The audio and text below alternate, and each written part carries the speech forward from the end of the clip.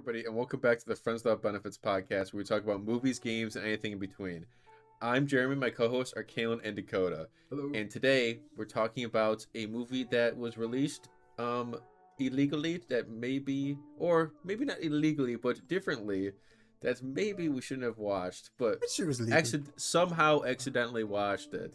We tripped. We tripped and fell. And We tripped and fell and pressed play. I fell for an hour and Although I shouldn't condone watching pirated movies, we will say Paramount are a little bit of scumbags for not putting it in theaters and taking it off the theatrical release and making it so it's only on streaming, and now we have to pay for a streaming service to watch it.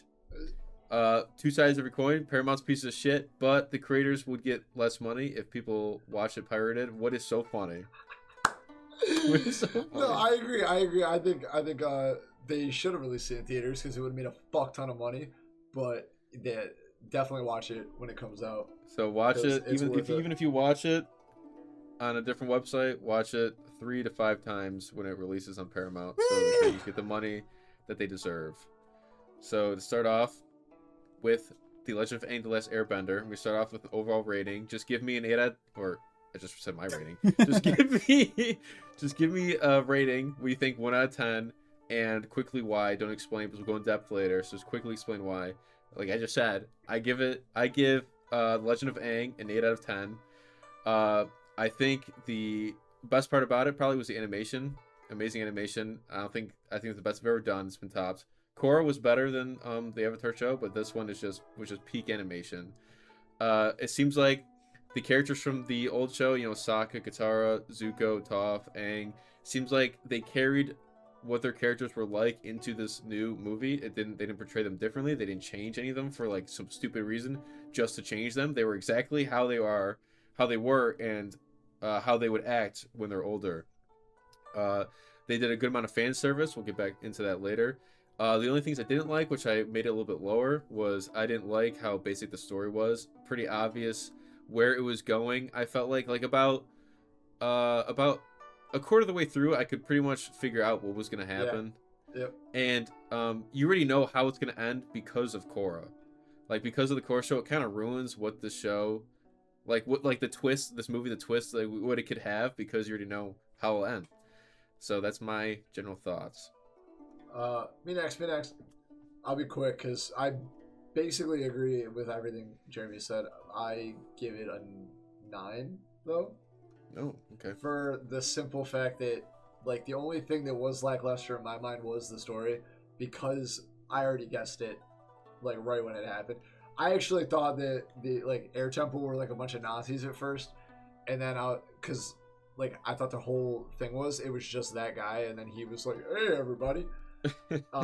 So, yeah, but other than that, like, it was pretty, like, you could just guess what was happening. The fan service was funny. It was just like a couple of little like exhales out the nose, and then the biggest thing was the fact that they did not change the characters at all. When I first heard them, I was like, oh, the voice actors are different, and then the way the characters themselves acted throughout the entire show was like so spot on. I noticed that immediately when Aang was fighting the Denied or whatever. Yeah, and I was like, oh shit. He's like, I don't want to hurt you. Like, chill out. And he was just playing with him, basically. Like, just like, cracking chill out. Jokes, how he normally would. Yeah.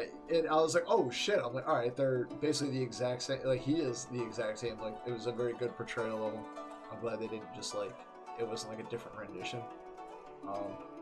Yeah, that was about it. 9. Karen. Nice is all around. A little stupid on both parts, but nice. I give it a 9.5. Oh! Dude, I thought you were about to say that was stupid. I give it a 3. No. Dude, that was like an auction, dude. This guy just bumped it up by like 5 cents. It's like $1,005,000. I do agree about the story being a little lackluster. I wouldn't call it bad or anything. It's I wouldn't. Kind of generic. But the Batista, his delivery for that character was amazing. He really sold that role. Yep. Mm-hmm. I thought he was very, very intimidating. So yeah, dude. Go ahead. I liked that they kept it simple and didn't try going extremely crazy. Like the end got a little crazy with the fight and everything, the spirit world combining. Yeah. But I don't think that you should have gone too crazy because we know what comes after. So it's like they're working within those boundaries, and if they went too crazy, they could have screwed up something and it would have to retcon something. So I like the animation a lot. I think that could be a new standard for like how American animation is done. Yeah. Kind of like our own anime style in a way. I like it a lot. You'd want that as our style? Oh yeah, for sure. Yeah. Not like not everything, but like that style. You can get more depth into it, but I got some words to say about it. Yeah, keep going with that. But yeah, I like seeing Aang in his prime, I would call it. I definitely think that's his prime. Oh yeah. I mean, they kind of nerfed the Avatar state a little bit. I won't go too in depth on it, but they definitely nerfed it a little bit. Okay. But yeah, overall, I was very happy with it, and I'd watch it again. So yeah, 9.5. Okay. All right. Wow, you gave it a really high rating. I rarely give stuff a 9 or above a 9. In fact, you gave it a 9.5. I throw 10s out like they're nothing. I don't. The story is just the thing that's bringing me down. It's just the overall story of it. The same. But they did a great job within the parameters that they set. Yeah, and yeah, it's a kids show too. It's not like they. It's not like they. Well, I would say it's trying to target the audience that it had at that time. It is, but it is still kids, but it is still for kids. Yeah. I think it is, man. I'd say teens, but sure. It's PG. I think it's. I don't even know if it. I don't even know it is PG. It might be. They didn't. I saw Airbenders burning alive in the beginning. That was pretty dark. That was surprisingly like graphic. Didn't someone get crushed by a giant boulder? Yeah, like, even when people were getting slimed, it was like the whole crew got slimed. The whole gang literally just got killed. Died, by the fuck, and I was like, oh shit. I'm like, okay. Of course, obviously everybody gets brought back. Right. Yeah. It didn't go like too far with the violence to make it. No, it didn't. Right. Yeah. But I will say. There. Right. For the original show, I remember. I think they say kill or dead. I don't remember which one. They say it twice throughout the whole show. They say it twice. In this movie, they were like throwing it out left and right. They were saying kill, dead, kill, dead. Yeah. Which that was kind of surprising. But let's start off first with we'll do. I think this is a little bit faster. We'll start off with the voice actors. Okay. For me, I'm pretty sure the first 5-minute intro scene with Aang when he was a kid, that's a different voice actor. It is 100%. Yeah, that really threw me off. Yeah, really, I didn't like that.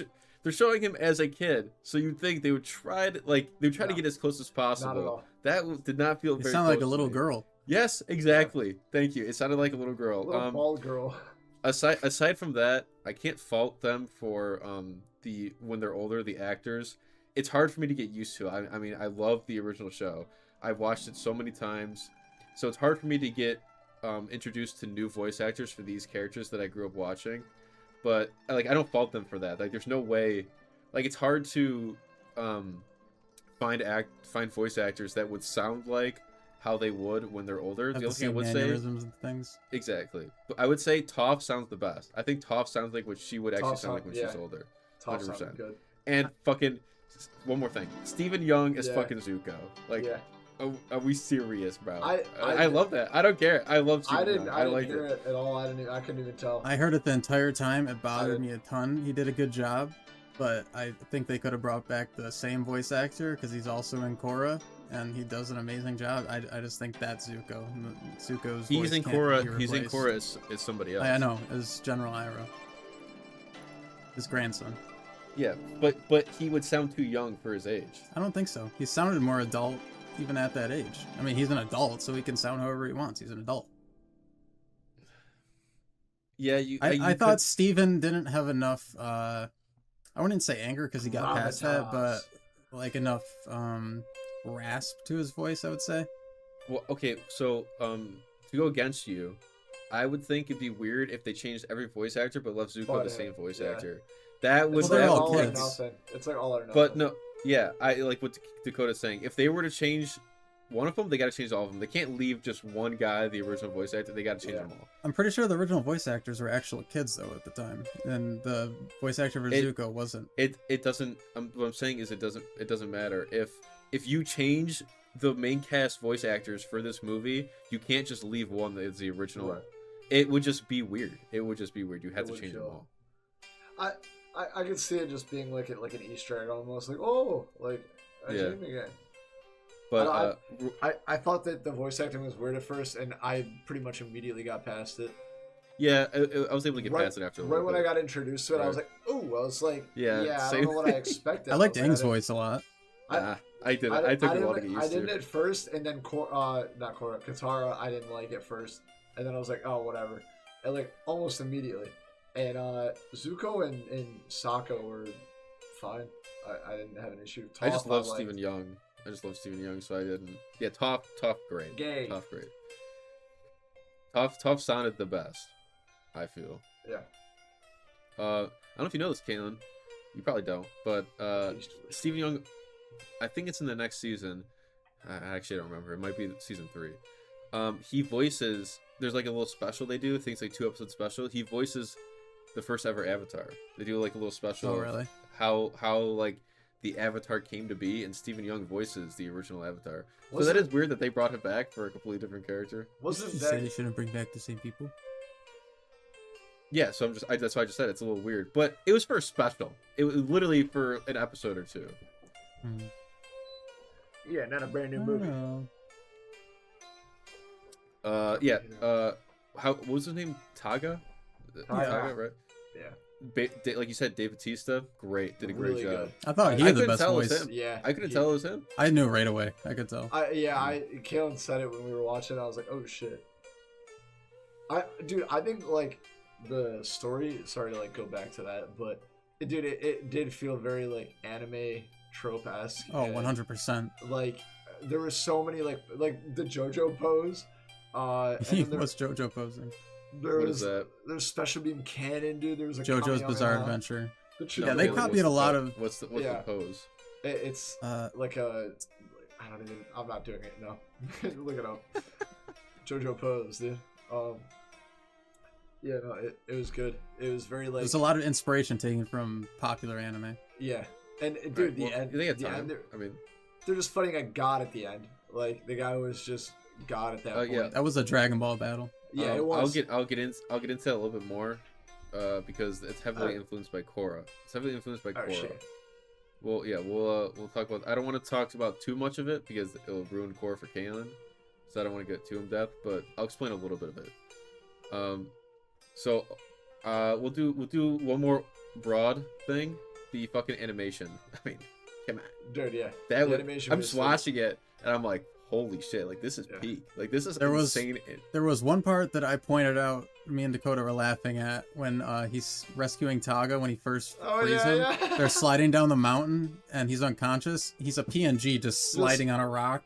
It was really funny. Yeah, it was just like other than that, it was amazing. A PNG just like on like an animated rock fall, and he was just like. It looked a little wonky. Dude, could have watched an unfinished version of this movie. That's what I was thinking too.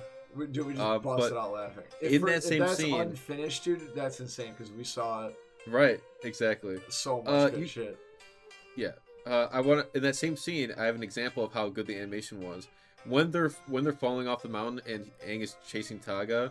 There's like a little part where like he's sliding in between 2 rocks and his boot scrapes on the rock. And you see sparks fly, and it's just that intricate details that they put into. It seems like they went through every single scene, and for most anime or cartoon shows, I feel like when stuff is happening in the background, far in the background, it's like we said, like PNGs, just like rocks falling. But after they get onto Appa and they're flying away, it really felt like those rocks falling up the mountain were still like heavily hand drawn in the background.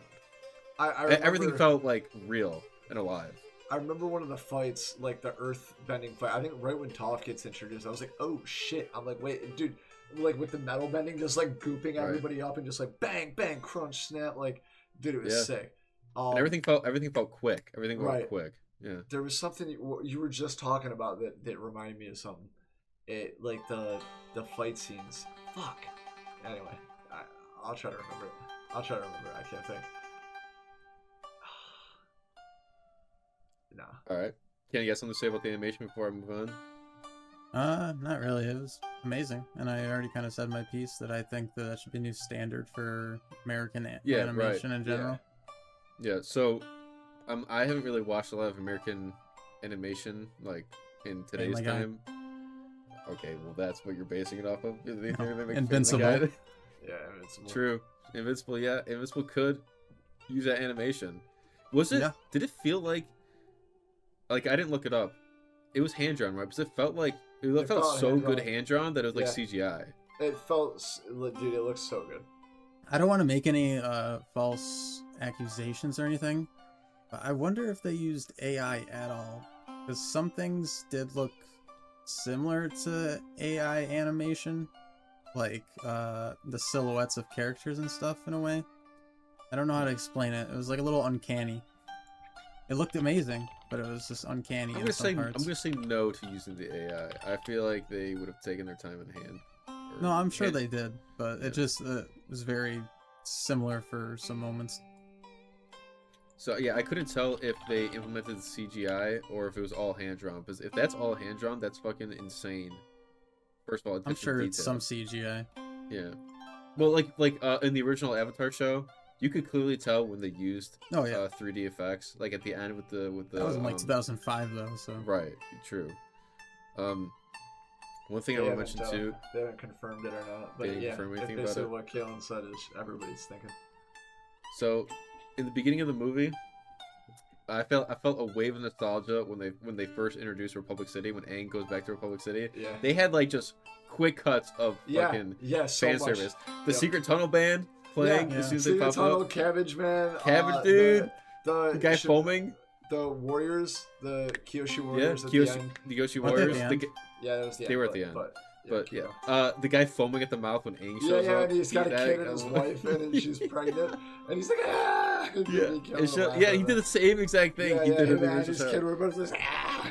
It really showed they cared. Like it. Yeah. I mean, it's obviously the creators from the original show, so they put everything. Even it's just you guys know, they even kept Aang. Aang has a nickname for Zuko. They even kept it when the bird came in with the note. He called him Senior Hotman. That's like, he would call him all the time. He's like, oh, Senior Hotman.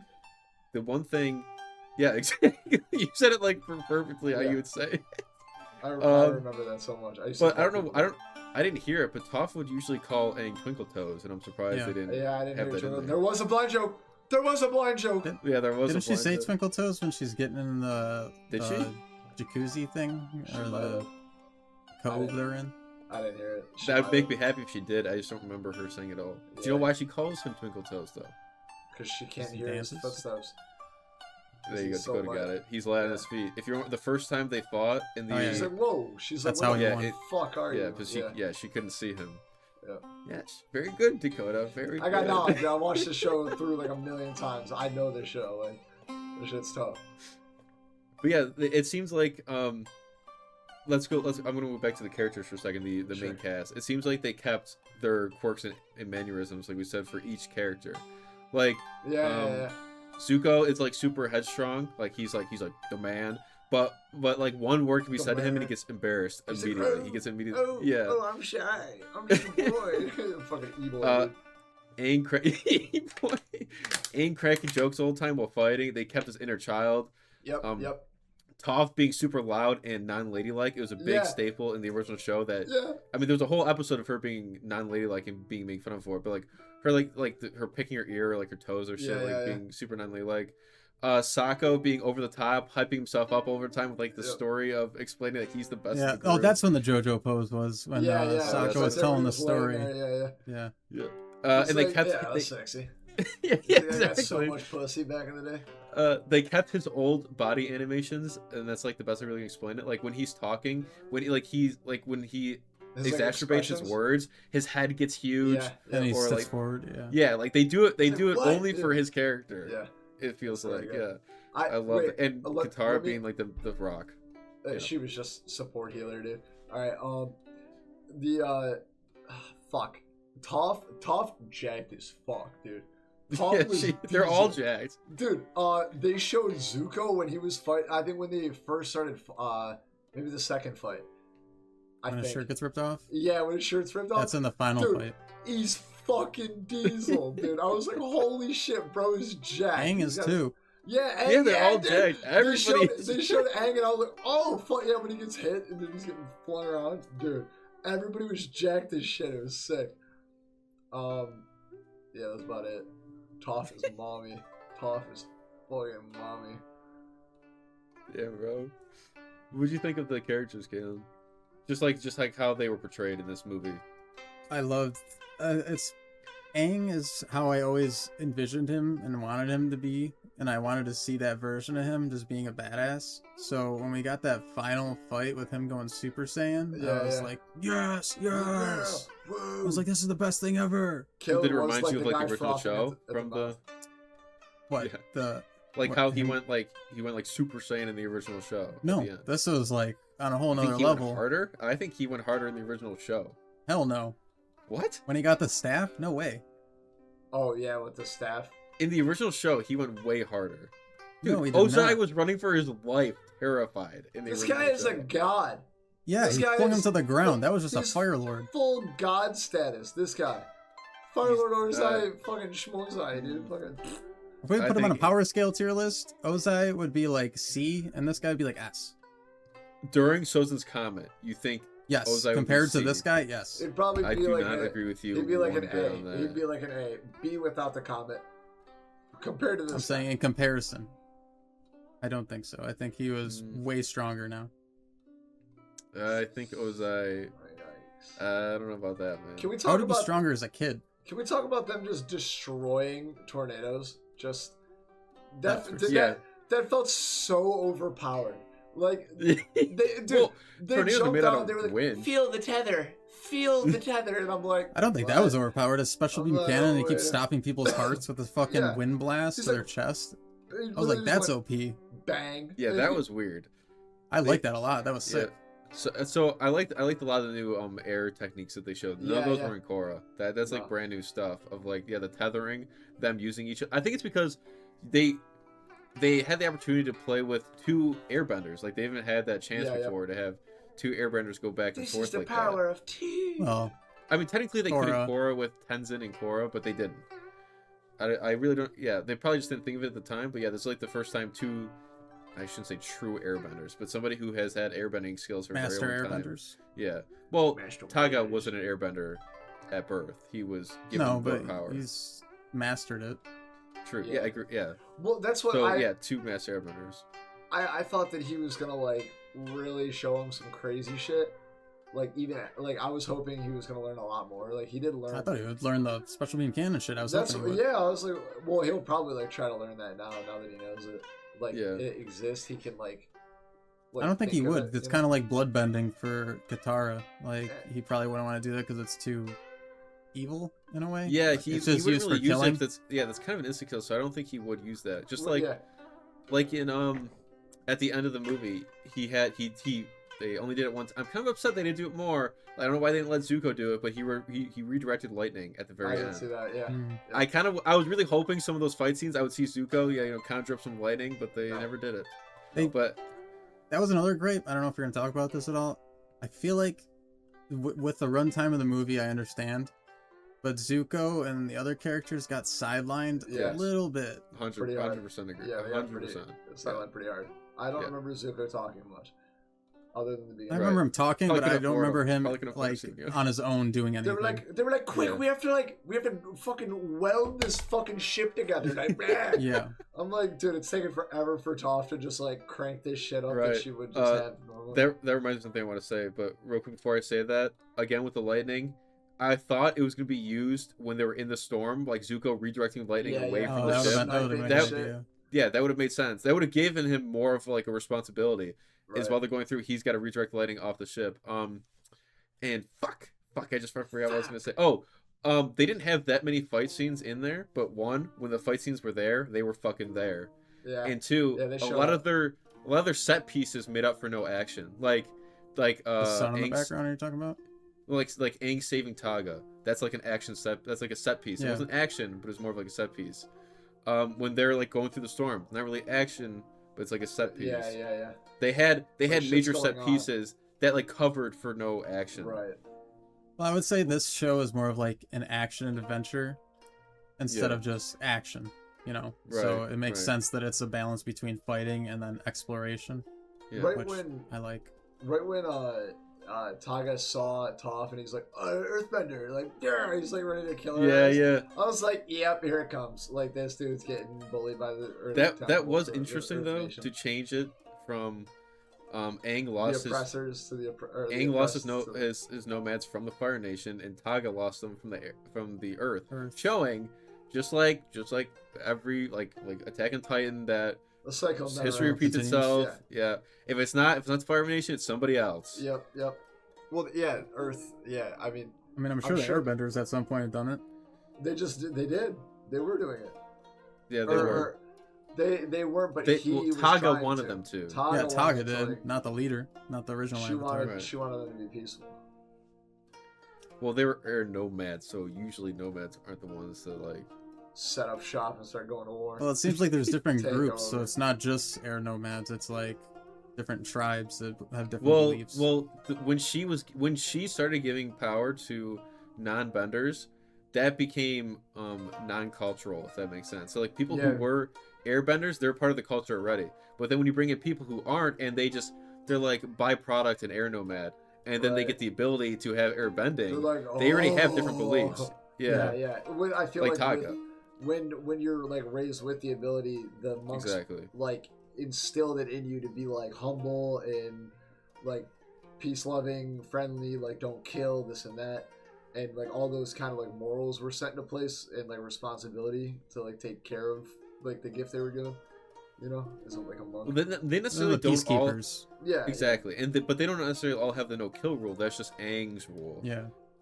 If you remember, every other Avatar was telling him to kill Ozai. Exactly, I was about to say that. Even the Airbenders. I'm saying that there was like a moral set. They're peaceful. Like, they're peaceful, but if they're attacked, like they can fuck you up. Like. Yeah. So we can talk about a lot of the fight scenes or a lot of the action set pieces. I want to know which one you guys were your favorite. One thing I wanted to point out to really show Katara's power, bro. As soon as they got to the island, her splitting the sea. Yeah, dude, that was sick. That was nuts. I always thought she's one of the most powerful out of the group, and she was taking on Taga by herself before the gang showed up, dude. She was 1v1ing this guy. Yeah, she was. Once he got serious, he did kind of bitch slap her across the ocean, but Dude, but she held her own for a long time by herself. That felt like super weird. Like they just kind of like showed Aang go up there, and then it was like a cut to Taga walking up, and then she's just like, "What's up, fucker? What are you doing?" Well, she could tell something was weird about him. Yeah, but I don't know. I felt the movie also. I mean, it's probably not, but there could be some scenes that aren't in the movie that we saw. You know, it's not finished. Possibly. Maybe that could be true. Yeah. And I felt like the runtime was a little too short, in my opinion. I feel like it could have had some more like exposition and stuff. I don't know, man. Like I think it's just because like we know how hard they went into that animation. That takes a long time. Yeah, I know. But they've also had 20-something years or whatever. So. I really working on all 20 years. I really like the that one fight. I think it was the first fight with Taga, where Aang is like getting like flung across the fucking world, or like wherever they're when Taga kills Aang. Yeah, and when he stops himself with like firebending, like using like rockets himself. I was like, oh shit! I'm like, that's dope as fuck. The design, like the detail in it, implementation of how he uses the bending was really cool. Yeah. It worked really well. Yeah, I do want to bring up. Go ahead. I have some. It's real quick. Real quick. I also want to bring up. It seems like in the original Avatar show, when he learned all of his abilities, he was using air specifically more than usual. He barely would use the other ones. In this movie, it seemed like he got more comfortable using the other abilities to his advantage. Like he'd use earth a lot. He used fire not that much. Not that much, no. But water, like it seemed like he was more. I was about to say earth it seemed like his second favorite in the original show. Right. Exactly. It seemed like he was more comfortable in this movie using more. His air was still his main focus. Yep. But he's using a lot of them more. Well, he was also traumatized by fire in the original show for a large part of it. He got over that. He did like the dance of the dragon. Well, I know, but we didn't see him for a long time being able to use fire. Is what I'm saying. I liked the thing that like it's so small, but like one thing that like I really liked like animation quality and like the detail that they had put into it. It was when Aang's climbing the mountain, right? He's at first he's like rocket jumping with it like air, pulling the rocks out. Yeah, so he's like boosting with the air and like just like climbing up and like flying up, and then he gets tired or whatever, like the storm hits, and then he grabs the wall and he would like he'd put his hand up and he would like wait for a second and he'd like pull it out and then he'd grab it. Oh, and then he'd go up and he would pull it out and grab it, and then when it panned all the way out, you could still see his arm go up, wait, and then grab the wall. Really, I did not notice that. Grab the wall. I was like, That's oh cool. Shit! I'm like that. Like it was just something really little that caught my eye, and I like it was not my favorite part of the movie, but I really like that. And unfortunately, I mean, there is an easy solution for him to get there faster. He knows how to fly with fire, I'm guessing. So I don't know why he just didn't. I don't know why he didn't just fucking earthbend all the way up. Like you know how they did that like fucking. Really you're right. What happened to his bow staff? Oh yeah, he did have his glider. What the? I didn't even fucking think. The glider wasn't in the movie once. It was in the beginning. He chucked it out and he jumped on it, and then it was. I think it got destroyed. In the temple. In the temple. Yeah. Oh yeah. Yeah. You're right. I don't really remember seeing it after that, but I'm pretty sure it got destroyed there. Yeah. Yeah. But like, why didn't he just like to get the tug? Why didn't he just like use fire or the earth thing to just get up there right away? Well, he kind of also like, I feel like the glider snapping kind of like is, alright, I'm not a kid anymore, it's like a toy. I can just like fucking bend my way around now. I don't agree. That's part of his people's heritage, so I feel like he would that's cherish cool. that a lot. He's searching for relics and stuff. Alright, my bad. And Zuko was the only one to use the flying fire. He used it one time. Zuko was the only one to actually do it. Yeah, I saw that. Yeah. That was one of my faves. I did like that Toph was mostly metal bending. That was pretty cool. Yeah, it was pretty much. Ties them all up in a nice little ball. Yeah, all the people she's training with. I'm still the strongest, and then literally like later in the movie, yeah. I don't know, like halfway through the movie, she yells again. She's like, "I'm the strongest!" Like like she's just yelling and shit. I'm like, "Fuck yeah!" I'm like, "That's tough." Something I want to add about the fight scenes, but Kalen, what was your favorite fight scene out of them? You already know. The ending fight. Yeah, it was a Dragon Ball fight. It was so cool.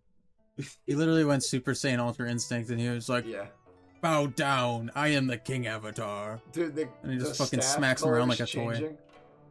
The staff they also like colors. Yeah. And then him they made it so Taga was like, I don't know, you could like feel bad for Taga at the end. Like I was like, oh damn, bro's gotta die. Like, and Aang starts crying. I was like, yeah, he had a reason to be pretty pissed. I'm not gonna lie. Well, so he wasn't inherently just an evil person. He was, you know. Yeah. So, Aang was. I wouldn't say Aang was necessarily able to forgive, but Aang has a different way of looking at the world. No, he understood him. No, I'm saying when Aang was little and his whole nation was wiped out by the Fire Nation, he didn't like go on rampage and start killing everybody. He's got a different way of seeing the world. Taga, his whole heritage was wiped out by Earth nomad or Earthbenders. So you would think in his mind he's like, I'm gonna get revenge. I'm gonna kill all these fucking Earthbenders. And he's like, why don't you kill the? He literally said like, why don't you kill the fire? But like, why are you working with a Firebender? They killed your entire family. So they why would you do that? Squad. Well, they're just showing you two versions of the same person. Yeah. He took one road, he took the other. Exactly. Yeah, that's what I'm saying. Like, he could see himself in him, and he could understand how he could do that, but he just wouldn't. A lot of empathy. Yeah, it's cool. So, yeah, I like that fight a lot. Really cool choreography. It's like, I don't know, first person, King of the Hill, pretty much fight. Or who's trying to get the staff first. Oh, yeah, The one thing I didn't like about that fight in particular was the other character, the gang. They're having trouble with the denied. I mean, like, you guys are master class benders. You should not be. Well, in my head, I was thinking that it was kind of like they're empowered, kind of like Sozin's comment empowered the firebenders in that moment. But these with guys the are staff master empowering benders. them. They are. These guys had just got the powers versus master benders of their each of their respective elements. They're master benders, but like it kind of showed them as like a master in their own weapon art. You know what I mean? Yeah, they were using their weapons with the bow, the sword, whatever, the big sword, the fans. All that shit. Yeah, the fans and the knives or whatever. There's something else. The explosive arrows. Yeah, the explosive arrows and all that. But like they were like masters of their own art, and then they just got it enhanced with airbending, which kind of leveled the playing field. But I also kind of agreed. I was like, I don't know if they'd be like that strong, because how would they learn like bending? How would they know it? They exactly. Just got there it, is like, motions that they need to know. Yeah, and they're not. They're just they're just dashing around and shit. I'm like, well, it is artificial bending. You can put your but brain just, back like, a little bit. They just boosted. They're just boosted now. They just like they're like, oh my god. And they're like, what if I shoot it really hard? Boom. And I'm like, oh fuck. I learned to turn my brain off and enjoy it. I did too. I'm nitpicking. I'm not gonna say it's like the best movie ever, but it was really, really, really good. My favorite fight scene was the one when they're on the island. Even though it was pretty short, I feel like that's when they all fought Taga together, except apart from Aang. They used their abilities together. Like they did really good. Like there was a scene where Toph throws up like an earth wall. Sokka jumps off of it to throw his boomerang. And I think Katara catches him or something. Like they were all using each other to fight Taga. It really showed how like good of a group they were. Yeah, exactly. Yeah. That was sick. I had a problem with that though, because that's like the only time you really see any of them fighting other than Katara is together. It never gave them their own chance to shine. And that's like what I said earlier. No, they were sidelined a little too much. At the end, it showed. Yeah, but it's like all at the same time. I'm saying you never focus on just one of them. Yeah, and not have the other people in the same scene. Katara and Aang were like heavily focused. At the end, there was like everybody. They all fought their own like. But that was at the same time. They weren't all together at the same time. Like they were in the same like overarching scene, but they got their little one-on-one fights with whoever they were fighting. That's not what I'm trying to say. Okay. Next, I want to go. Before I forget, I want to go back to the story real quick about how easy it was to predict.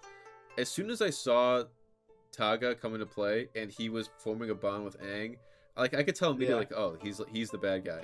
Like I could just tell from like previous movies and shows watching. Oh, it's a trope, yeah. Yeah, like dude, they're forming a bond and he's yeah. I was like, I'm more like, he's forming a bond with this new character. He's a part of his old heritage. He loves him. Like a mentor. And then he's gonna have to break the bond to fight. Now they're enemies. Like it was pretty obvious it was gonna happen. There's no twist that I did not see coming. It was right when it was still done well. Like for a trope, it was done pretty perfect. Right when you saw Toph, I was like, and he didn't like Toph. I was like, I go, there's something going on here. Yeah. I go, this guy. I literally thought of him as like Captain America seeing like a black dude for the first time. I'm like, whoa. I was like, what the fuck? And it was like time travel. You could have said like a German or something, dude. No. You know, like it makes sense. You know. All right. Anyway. Canceled. Another detail. I think it was when Aang was getting healed. He still had the scar from season. Pointed that out. Caleb pointed that out. He's like, oh, the scar looks sick. That's when they show how jacked he is when he's sitting there like laying up, all perched up. No. They didn't show the scar then. They showed the scar after he got revived. Oh, right. Oh wait, I just thought of this. Speaking of fan service, why the fuck Roku was in it for like 2 seconds? He goes to talk to Roku and he's like, I think you should talk to somebody else. And then that's it. He's like, dude. And we got the little annoying dude. Yeah. Yo, what about the creature, the pig, cat, fucking that sexy ass pig? Taki Waititi? How do you say his name? Taki? I have no idea. The director of Waititi? Taka. Is it Taka? Taika. He voiced that fucking pig.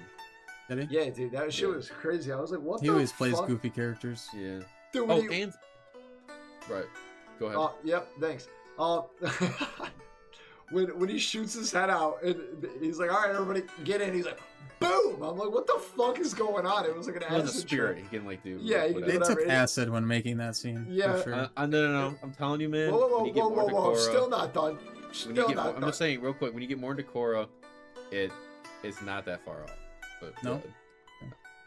He was just super goofy and like another comedic factor of the movie, and right when he like shoots his head out and they jump off, or he's like, I know like we totally just met and everything, but like is it like rude to say I love you guys? And then you have to say it back. Yeah, like, that's just like Waititi. That's just like how he acts and like his character and like everything. I like. But it was funny. The avatar that he talks to in the beginning, I don't remember his name. The little dude. Yeah, he is.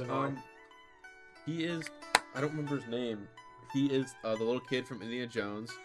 Also, I know what you're talking about. he's from Loki season 2. He's from Everything Everywhere All at Once. I forgot his name though. Yeah. That movie was he's a really good actor. Yeah, he is. And then I don't know. I heard his voice and it annoyed the fuck out of me. I'm not gonna lie. It really annoyed the fuck out of me. It made me mad in so many ways. So I quickly want to mention. I'm not going to talk too much into it, but Kalen, you're talking about the spirit, the final form of Taga. I'm just gonna say a name. It's not gonna mean anything to you yet. So it seemed like this is for the viewers. It seemed like Taga was heavily influenced by Vaatu. Like I know his what design. you're talking about. Okay, you know Vaatu. I know. I just was reading with Dakota before this. I wanted to know more about the next Avatar show coming out, and I know I'm not gonna read the Korra books, and I kind of already know how the end of her story goes. Well, I do not know how. Oh, I thought you weren't gonna read the Korra books. I thought you said that. I have the Korra books. I'm gonna read them. Oh, you do? Oh. Yes. Dude, you're fucking phony. You're a big fat fucking phony. You got your books over there, but you're not reading them? He hasn't read a single one. I have read them. Ooh, I've read them. I read the Lost Adventures, and I read The Promise, and I was going to start reading the next one, but I decided to start reading the Avatar, the big actual Avatar books instead. Ooh. Like the 400-page book. This guy? That? I think her name is Yang Chen. Whoa. Is that the Airbender? Yes. Avatar? I started reading her book. It's like 400 pages, and she has a second book. Dude. It's like another 400 pages, and after that, ChatGPT summary, please. After that, it's 2 Kyoshi books, and then they made a Roku book. Dude, he's gonna. I have the Kyoshi. Books. He's gonna have some of those Kyoshi. Your nerd is showing, Jeremy. Your nerd is good. out. Good. This is my favorite thing of all time. Avatar is my favorite thing ever. So. Well, you gave it a 7, or an 8. I gave it an 8. You gave it a 6. Like, I don't know. I gave it an 8. Show 10 out of 10. I was fully expecting you to give this like a 5 because of how anime-like it was. I was like, he's not gonna like this. No, I love it. We were talking about it. We were watching. We were like, oh, he's gonna have something to say, dude. He's gonna have something to fucking say. I loved it. You guys are touching. I will say, started tearing up a little bit while watching it, just because I got more Avatar material. There hasn't been new material since I was a little kid. So just the fact that I got what? Fucking. I couldn't because I had to be a man in front of Dakota. Yeah, dude, I had to be a man in front of my friend Kalen. Fucking nah, dude. I loved seeing more Avatar stuff. That's just like my thing, man. It's definitely the last time we're gonna see Aang and all them. I feel. So yeah. That's okay. I did really like it. It not with me. It made me emotional, but I didn't Retcon Korra, give us more. So, like I said, Taga's form was heavily influenced by Vaatu, which is from Korra. He's a spirit. It really seems like they took. Is he like God in the show, kind of? Explain that to me. Evil spirit, bad spirit. They're fighting together. Whoever wins controls, like the spirit world, basically. How the spirits will act. Yeah. They're always tussling with each other, and whoever. I know the spirit world goes crazy in Korra. Like that's like the main focus eventually. So yeah, season 2, which is heavily spirit focused. That's why I think they ruined the Avatar lore with Korra season 2. One of my least favorite seasons that they ever made. I really think it was not that good. But I think this movie really helped the spirit aspect. They really, since it was a core focus of this movie, I think they did a better job than Korra season 2. But what do I want to say? That I didn't really like the. What are you doing over there? What do you do? None. He's chiefing the vape. No. Did you show it? No. Yeah. I was holding it. I was holding it all out. Dude. Oh my god, bro can't help himself. He was like. I was sipping on it like a fine wine. I didn't like the subplot of the denied girl switching sides. I mean, it makes sense, like why. I predicted it from the beginning when he said it. Yeah. She's like, it was obvious. Dude, literally all she said in that movie was, "You saved me. He saved me." They're trying to show the influence Aang has, like as the Avatar of like she brings purity and hope, but like. I mean, it was just like I don't think it was really needed. I thought more of them were gonna turn good. I thought like right, yeah. I didn't think they were all gonna be bad. I was like, and then they didn't even like use her. She just got like they like introduced it and we're like, yeah. They just like they kind of remind me of what's his name, Amon, Amon. What's his name from Korra? Amon. Yeah, it kind of reminded me of him. Oh shit, you finished that? Yeah. Well, hopefully we'll have enough time to talk about that. I do want to ask you about that. I do have one thing I want to say. It's gonna be a little off topic. But I had a really cool idea of what they could do for the future of Avatar. Yeah. For a new show. I think it'd be cool for them not to make the main character the Avatar, and just make it like a random firebender or earthbender or something, and say that the current Avatar is just like an old man or something dying. So their journey would be like them going to find a baby that's supposed to be the next Avatar or something, and the protect them and raise them until the old guy dies. Well, no, I thought that Korra was born when Aang was still alive. No. No? There's only new Avatar when the old one passes. Yeah, that's why. There's not two at the same time. Oh, I could have sworn that Korra was alive or born when Aang was still alive. No here, buddy. Nope. Oh. Well, still, it could work. What you could do is the Avatar passes, and then this guy's job, because they show it at the beginning of Korra. The first episode of Korra, it shows him going around trying to find the Avatar. Exactly. It could be his job that he finds the Avatar, and he has to like protect the Avatar until they grow up enough to be able to protect themselves. Yeah, that'd be pretty. It'd be like a Last of Us type show, or like Mandalorian. They'd be like, yeah, that would be a good idea. I do like that idea. What was I gonna say? One thing I want to say. I think them making it's like a Black Widow situation for Marvel.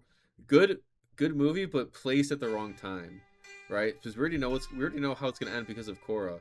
If this movie was made right after Avatar, like the Avatar show, probably would have been a lot better, because the twist would be like, whoa.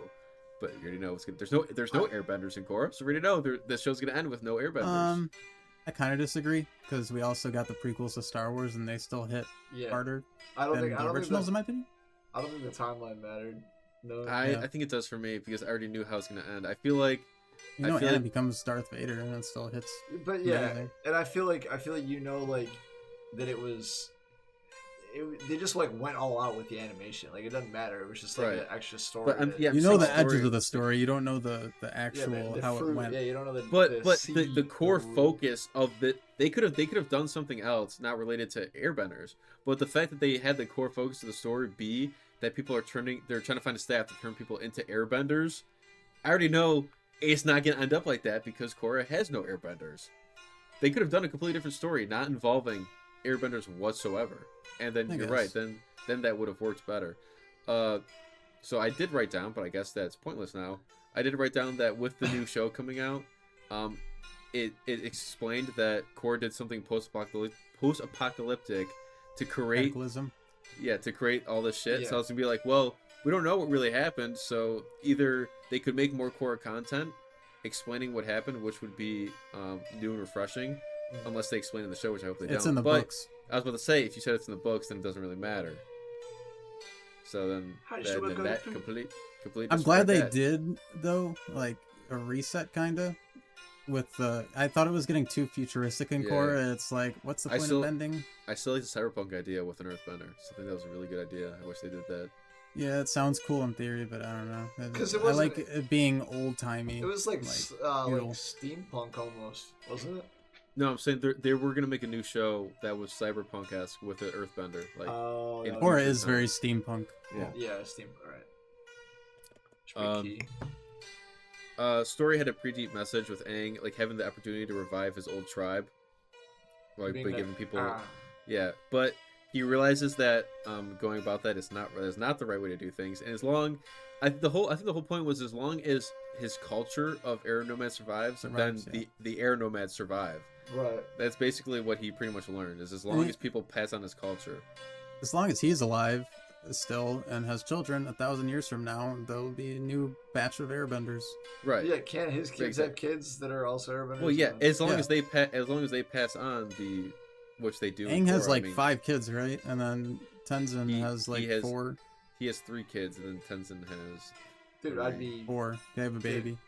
Oh, right. Fucking a fuck. Dude, imagine you can't make a hybrid. Yeah, I don't know why they had that. Didn't come up with that idea. Let's just go around breeding with a bunch of people, and then we can make an army of airbenders. Taga could have done that. Why haven't they? They haven't introduced a hybrid system, have they? where like a firebender and an airbender fuck, and then they're a fucking they can do both. Cloud. Yeah, they can do fire. No, I think it's pretty like set in stone that only the Avatar can do more than one element. Right. So I think them creating a character to where they could do earth and water would contradict the Avatar. Just goop. I'm a goop bender. Look at my goop. He's just poop. Just makes what I really didn't like. Oh boy. No. Where the fuck was Suki? Where was Suki? I know. At the end. Dude, doesn't count. One little snippet doesn't. Dude, I consider Suki part of the main cast, part of the main group. Where's Azula? Okay, well. Yeah, they didn't show Azula. I was pissed. I was like, that's fine that she's not in it. I was pissed they didn't show Suki, Ty Lee, or May. What the fuck? Yeah. Zuko, why is May not in this at all? Dude, yes. One part that I really liked was when Aang's like, well, I gotta go talk to my friend, like an old friend, and it's the moon goddess, like the big fish creature. Yeah. Or no, right. I forgot about that. That was cool. I thought it was gonna be the sea turtle. Oh yeah. Oh, the lion. I thought it would be the lion turtle as well. I liked when he turns, like Sokka turns around to walk away. He's like, all right, I'm out of here, and then Zuko grabs him. He's like face death like a man or something, face death with honor, and he just like while the like camera pans, he just keeps walking like default, like even though he's being held back. I'm surprised you guys aren't more upset Suki wasn't in it. I love Suki, dude. What the fuck's she gonna do? She's about to get one tapped. Dude, what do you mean? Do you not remember what she did? With the amount of screen time the like main cast got, I don't want anyone else coming in and taking up screen time. Dude, I consider Suki a part of the main group. Would you let Suki fight Fire Lord Ozai? She helped fight Fire Lord Ozai. She was on the ships. She was on the ships doing side shit. Moral support under the desk. Yeah. Dude, so was Sokka. Yeah, because what the fuck's he gonna do? Sokka was not under the desk. Keep your mouth shut. Yeah, he crashed 2 fucking ships. I consider Suki a part of the main group. She should have been in it. I was upset she wasn't in it. Ty Lee Ty Lee, she is a Kyushu warrior now. Yeah. Hello. So she was in it. There you go. No. What? Oh, at the end. In May, they could have had a scene with Zuko talking to May, saying he's got to leave the Fire Nation to go with Aang. Like, I don't know why they didn't do that. Yeah. Yeah, quick little scene with May. I was upset they didn't bring back those characters. I really love those characters. Oh, Fire Lord Ozai's probably dead. No, he's not. Why didn't they show him? He'd probably be much older. I don't think they probably didn't want to. They didn't want to show the prison cell at all. They didn't need to show him. He wasn't essential to the story. But they could have been like, goodbye, father. But that's one of the last things I want to bring up was it seems like everything after Fire Lord Ozai is the scale is like unimportant. Like Fire Lord Ozai, dude, pretty much took over the whole planet. He was an insane power to be reckoned with. Sozin's Comet, he is at his most powerful. After Aang defeats him, it's like every other villain. It's like not as big. This villain was. No, I do not think he was. I do not think he's on par with. I think he's way more powerful. I do not think so. You don't think that Taga is as powerful as Fire Lord Ozai? No. I think he's 10 times more powerful. What the fuck are you talking about? He would body Ozai. Yeah, 100%. I think Fire Lord Ozai was the big bad, and anything else is not in comparison. But Fire Lord he got his ass whooped as soon as Aang entered the Avatar state. Fire Lord he did nothing after that. He was literally just on warships. He had an army of firebenders just like doing everything for him. He didn't like. That's how he took over. It wasn't just one guy. You should think about it. The way I'm thinking about it, you should think about it in the way of what Ozai was able to accomplish as one man. You're saying mass scale. Yeah, that's what I'm saying. He took over the whole fucking planet except for Ba Sing Se. He took over everything. His army Taga was about to merge the spirit world with the fucking real world. But only in Republic City. What I'm saying would have been the whole world. Dude, Jeremy, you're smoking dick right now.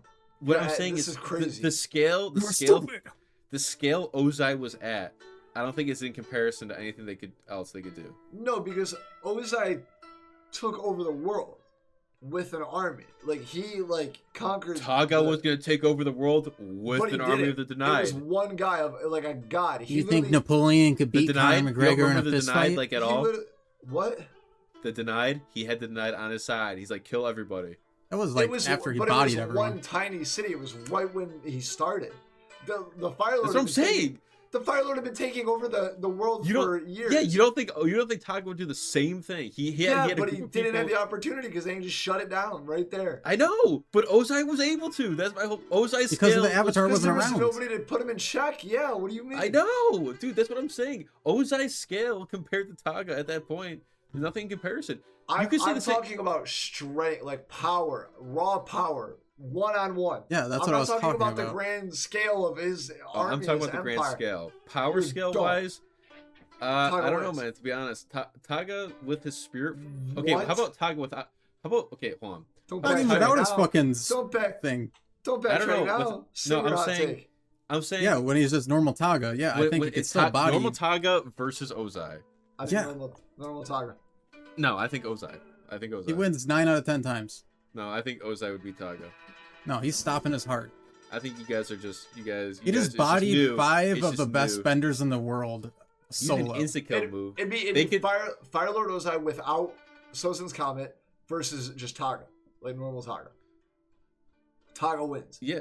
No. Okay. So you're saying air versus fire. You're saying Taga's using that insta-kill on all of them, right? Ozai could do the same thing with lightning. Azula did it to Katara almost. I disagree, Dakota. I think fire normally beats air because it's breathing oxygen into the fire. So. Yes, air would lose against fire. That's why they got wiped out. With airbenders, you can just suck the oxygen out of the air, or out of the fire. That's how you get rid of a flame. You just remove the air from it. Then why were they wiped out by the Fire Nation? Because they invaded like full force, and then there was like melee and everything. They like fully just invaded. And they were like, whoa, what's going on? They just wiped them. I think they all balance each other out. All the elements. Depending on it. What I'm basically saying is Taga's insta-kill move, Ozai is the same thing with lightning. They both have insta-kill moves. Yeah, but there would need to be a storm. No, I don't think you can. He uses the thing like 10 times in a row. I don't see anyone using lightning 10 times in a row like that until Korra. Yeah. He literally just like bang, bang, bang, bang, bang. Like it was nuts. He just pulled his cat out. And you ain't deflecting that shit. If you get someone to deflect your lightning back at you, you're fucked. Real quick, they can conjure lightning out of thin air, Dakota. Ozai has done it multiple times. He did it underground. They do it in Korra a lot too. Oh, do they? Oh, okay. When he was talking to Zuko underground, he conjured lightning out of thin air. Oh. And that's when he reflects it back. He's an airbender. You just dodge it. You just Aang did get shot by it. But he was going into the Avatar state. And he died. That part was pretty stupid. If I'm he just floats up. No, when an original Airbender when he gets killed. You thought it was stupid? If you go back and think about it, he's like, okay, I'm just gonna float up into the sky really slowly. I'm gonna go Kamehameha just really slow and just get shot. He's like, fuck you, bang. Well, that was Azula's whole plan, was to get him into the Avatar state to kill him, so there would be no more Avatar ever again. Yeah. I think that's all I want to talk about the movie. We were about to run out of time. I want to talk about what we thought of Korra season 1, but is there anything else you want to talk about the movie before we do that? It's really good, and go back and watch it on Paramount. I just want to rehash that I love the Avatar form that was like his final form. Monkey god form? For Aang. Yeah. With like his cloak around his neck and stuff. That was so cool. And they did, they did the old thing they did from the old show. He had the air bubble around him with the water and the fire and they did the same exact thing, which is really cool. Swirling. Yeah. I wonder if that's just an Aang thing, or if like every Avatar has their own iteration of like all the elements around them in some form. Well, Korra just shoots them all around in circles. She doesn't have the bubble of air around her or anything, so I think it is per person. Yeah, I don't remember. Yeah, what was Korra's again? You said she literally just like does like water flying around her in a circle, and then she shoots flames out of her fists, and then right. Yep. So okay, we'll talk about Korra season 1 real quick since we're about to end it. What do you think of the first season? I want to say the show was supposed to be a 1-season show, so that season was supposed to be by itself. So it seems like I thought it tied up pretty nicely. I disagree. You told me that, and then as I was watching it, they like squished all of it to condense it in the last like 5 minutes of the episode to try to tie things up. But there's still so many unanswered questions that they like built throughout the show. What do you mean? How many episodes are there to Korra? Each season. I think there's 12 in the first season, maybe. Oh, that's it. Oh, okay. Yeah. I thought it was crazy. But they like rushed the conclusion to the series if that's what they were trying to do. It felt very rushed within those last 5 minutes, and I didn't really like that. But I know what goes on, so it didn't bother me. What was rushed that you feel? Just them tying up all the loose ends, like, oh, her bending is taken away. Oh, she got it all back as she's running away. Like, I thought that they were gonna, when she's running away, I thought that they were gonna go on a search to find her in the next season. Like, that's what I thought they were trying to build on. But then immediately it's just, what's his name? The firebender dude, her love interest. What's his name? I don't know. You know more than me. You just watched it. Yeah, that's been a while. I don't know anything. He just literally runs around the corner and she's like, I got the Avatar state back. Rook. Well, because it was confirmed that Iman, he wasn't taking away their bending, he was just blocking their chi. They still had their bending, but they just couldn't use it because it was like they had like a mental block in their head. And once they got rid of that mental block, just like the Avatar I thought it was because Aang came and visited her, and then he awakened her Avatar state, and then she was able to give bending back. She probably fucking unblocked her. She probably helped her unblock her chi. But I'm saying they didn't actually lose their bending. They just had their chi blocked.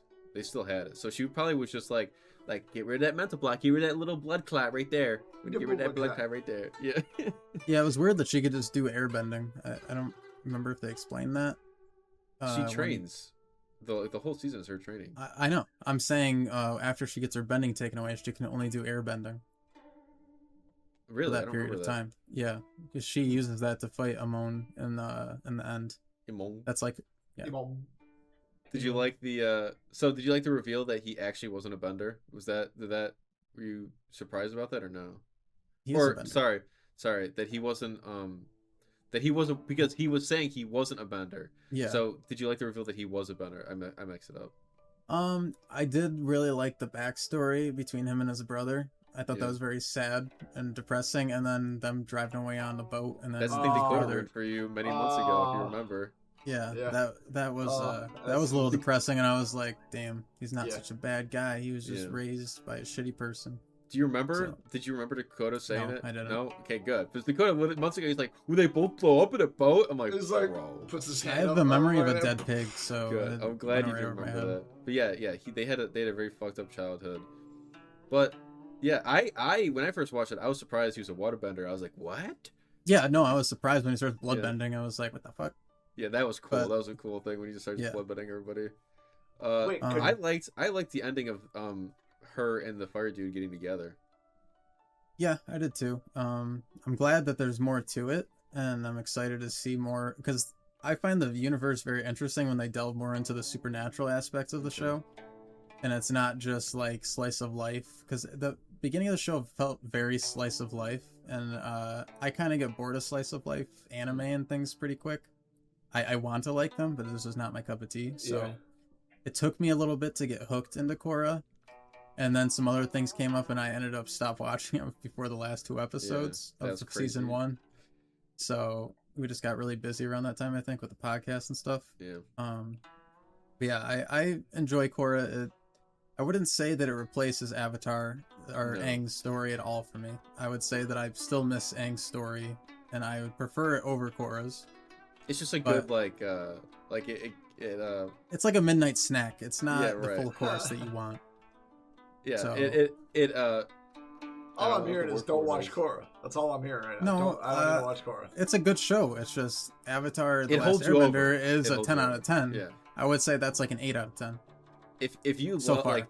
like I remember after it was like in college when I rewatched all of Avatar, I'm lost. I need more. And then I was like, I've never watched Korra. And then I started watching Korra, and it gave me my fill that I needed for another Avatar show.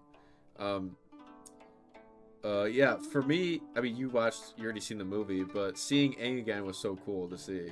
Even that, I just kind of recently watched it within the last year, for the first time fully. I seen it as a kid, so I know it was gone, and it's a part from my childhood still. So I have a little bit of nostalgia for it, because like all my cousins loved it and everything. I just never got into it. So yeah, it was very sad when I finished Avatar, the Last Airbender, and I was like, well, I'm never seeing this crew again.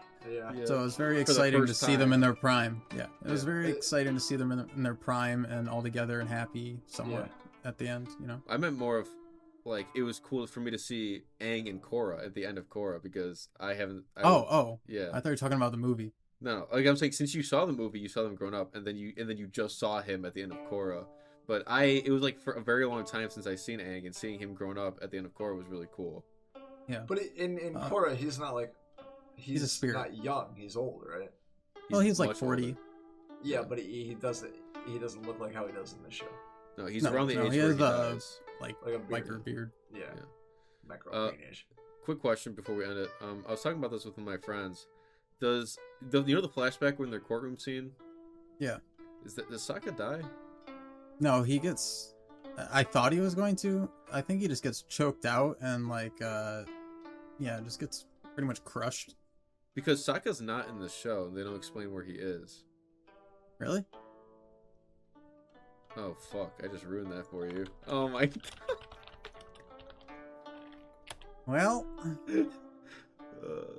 Okay, well that sucks, but you want me to spoil it even more? No, but I mean, I guess it's not really could be in the comics. They don't explain anything. He's just like they don't mention him or anything. He's just not in it. Yeah, he just dies. He's just dead. That's why I thought he dies in the. I think he dies. Go to look it up real quick. You're the guy in the chair. He dies. He dies. Sometime between. They don't explain. Oh. What? He dies sometime in between, and they don't explain how. Does he die in the courtroom scene? No, he dies of like old age or something. Oh. I gotta look this up. That seems kind of silly because they show every other character I know, and they're old. They were just like, Sokka's not important. He passed away from unknown causes between the events of Airbender and the sequels. By the time Korra begins, Katara is the only member of the original gang in the Southern Water Tribe. Okay, well that doesn't spoil anything for you because he's already dead. Oh. Okay. So, okay. There you go. Don't know why. Yeah, that's really... They never mentioned him at all, either. Silly. Yeah. It's dumb. What are we at? We're at an hour and 7. Real quick before we end it, one more thing I want to talk about. What do you think of the new show that's coming out? The new Avatar show. Do you know anything about it? Keelan showed me a picture and I said, what the fuck is this shit? I said, get that shit out of my fucking face. I think they're way too young. Way too young. Especially like what you said about this movie. They're trying to appeal to an audience like us. Why make a show are they with going to, like, a 7-year-old? They're trying to do the new generation thing, I feel. Yeah, exactly. They're trying to do new gen and like get like kids back in Avatar. Hooked, and it's like, all right, well, no. I mean, it was made for kids, so if it's good and it appeals to a younger audience, then so be it. But we'll get more stuff in the future. We just have to be patient. I don't think it's gonna be anywhere near as like defining for like a generation as it was for like us. You know what I mean? Like this show isn't gonna like top Airbender. It could. I don't think so. Like Aang, it's already hard enough to believe a 13-year-old is able to do as much as he does. And then you can buy that now with a 7-year-old, like a 7-year-old saving the world, bro. Yeah. I also saw she has an airbender with her. This like, it looked like 12. He's got long hair. I don't know if that was fake or not. Yeah. Okay. But like, she is the main focus, and she is so young. I do not think your brain is developed enough at 7 to be able to process what needs to be going on. Yeah, and she got her dumb little dog. I mean, I'm kind of biased because in anime, a lot of the main protagonists are like 12 years old and they're saving the world. Like, way more shit than Aang. Like, deeper thought processes and stuff. So, I don't think it's too far of a reach for me to get into. Evangelion compared to fucking Avatar. Yeah. I mean, nuts. Alright. You guys anything else you gotta say about it? No. There's like shit. I'm excited for it. I'm not gonna watch it. All right. What about anything else you guys want to say about the movie or core or anything? I thought it was great. There was a lot of great little details. A lot of fan service. You can tell it lived up. Yeah, you can tell that the creators really put effort into it. So definitely watch it when it comes. Yeah, legally go watch it. Yeah. Support it because I hope they animate the books. That would be cool. That would be cool. Yeah, just copy paste, and they couldn't possibly fuck it up, right? Yeah, fucking right, dude. Nice try. All right. Good idea, Keelan. I want to thank everybody for listening or watching the Friends Without Benefits podcast. We upload on YouTube, Spotify, and Apple. Spotify and YouTube have the full video. Apple has audio only. So if you're listening on Apple, you can go over to YouTube or Spotify and watch us. We upload every Thursday at 7 a.m. We also upload clips to... What is bro doing? Avatar State. Avatar State, bro. Imagine if he just like colored in blue. I'm gonna start floating. We upload clips to Instagram, TikTok, Twitter, Facebook, YouTube Shorts. MySpace. Everything be named. And MySpace, yes. Club Everything Penguin, being named the join Friends our Without clan. Benefits podcast. You can find us there. We have a Reddit page. We have a RuneScape clan. We have a RuneScape. Join it. We have a Minecraft world. We're going Webkins. to upload Webkins, yes. We have a Gmod We're going world. to upload again next Thursday at 7 a.m. So I hope you guys tune in for the episode. On that note, bye-bye. Bye. Bye.